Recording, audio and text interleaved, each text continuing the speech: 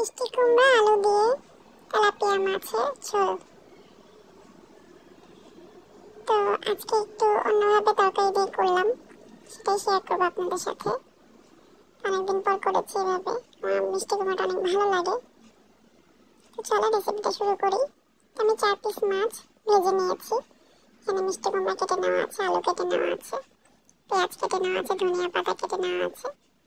মানুষ যেহেতু 2 জন, তো এই জন্য আমাদের পরিমাণটা কম। তো এই ভাজা যে তেল ছিল, মানে মাছ যে ভেজে উঠেছিলাম, সেটা হচ্ছে তেল বেঁচে গিয়েছিল, সেই তেলের মধ্যে আমি পেঁয়াজ দিয়ে দিয়েছি। পেঁয়াজটা এরকম লাল লাল করে ভেজে নিয়ে তারপর হচ্ছে আমি এতে বাটা মশলা সব দিলাম। জিরা, আদা, রসুন সব অল্প করে দিয়ে নিলাম। তারপর হচ্ছে আমি এতে সামান্য পরিমাণে একটু পানি অ্যাড করব, যেন মশলাটা পুড়ে না যায়। ভালো করে আমি মিশিয়ে নেব এর সাথে।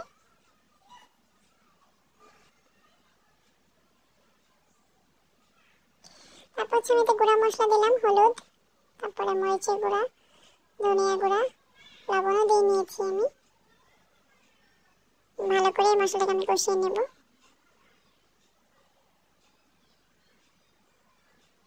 এবং এর মধ্যে আমি সেই মিষ্টি কুমড়া আর আলু দিয়ে নিলাম। এটা আমি ভালো করে এর সাথে মশলার সাথে মিশিয়ে নেব।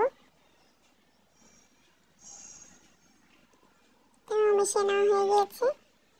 আমি এটাকে ঢাকনা দিয়ে একটু ভালো করে কষিয়ে নেব এই মশলার সাথে। এখনো কোনো এক্সট্রা পানি আর অ্যাড করিনি। এই তো আমার কষানো হয়ে গিয়েছে, শুকিয়ে গিয়েছে একদম, দেখতে পাচ্ছেন।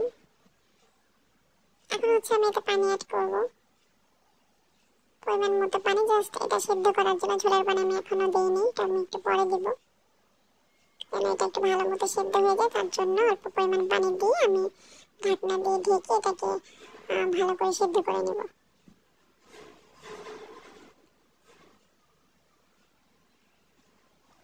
তো পানিটা যখন অনেকটা কমে আসবে, তখন আমি আরেকটু পানি অ্যাড করলাম। আমার মিষ্টি কুমড়া আরো অলমোস্ট সেদ্ধ হয়ে গিয়েছে।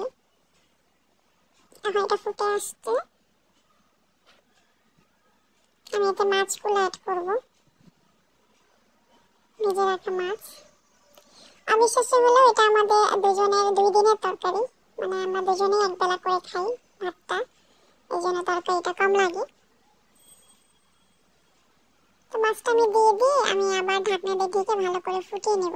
এবং এ পর্যায়ে হচ্ছে আমি একটু ভাজা জিরা গুঁড়াও দিয়ে নিলাম। তারপর হচ্ছে ধনিয়া পাতা দিয়ে নিলাম।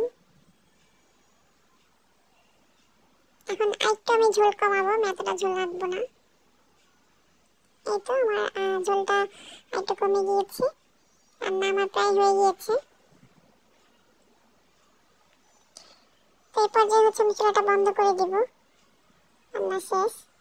দেখতে পাচ্ছেন কিরকম রেখেছি, আপনারা আপনাদের পছন্দ মতো রাখতে পারেন। আর কেমন লাগলো জানাবেন। আল্লাহ হাফেজ।